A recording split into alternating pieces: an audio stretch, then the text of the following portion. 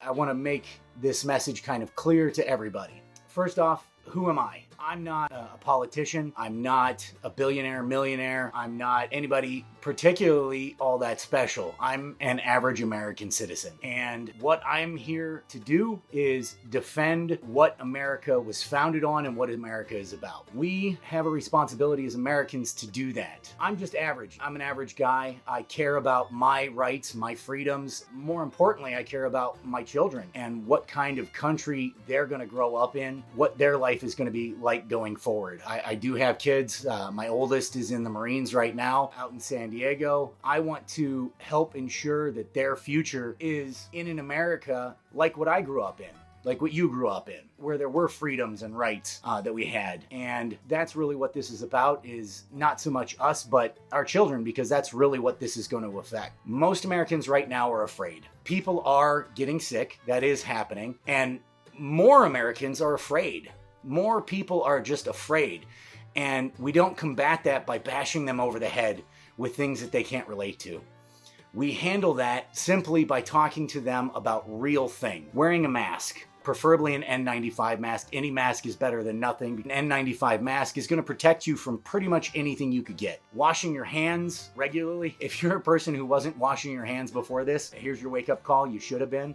Especially washing your hands before you touch your face, because this thing has to get into open skin. It will not transmit through closed skin. Just touching a surface that somebody else coughed or sneezed on isn't going to get you sick. I need you guys to help me educate those out there that are not on board. Those that are afraid because they don't know. So I need you to help me educate and get them up to speed on what's really going on. Because when you think about it, $10 in protective gear, a mask, gloves, a little bit of soap, maybe some Lysol, can keep you safe, your family safe. So if $10 can do that, why are we shutting down the country? And that's why American Revolution 2.0 was started. So May 1st, at noon in most areas, we are going to be going to the capital of every state, and we are going to be gathering 6 feet distance apart, wearing masks so that we're safe, but we're going to show them that we still reserve the right to peaceably assemble. We've been divided as a country too long on the small things. Being pro-life or pro-choice doesn't matter right now. Being atheist or being religious doesn't matter right now.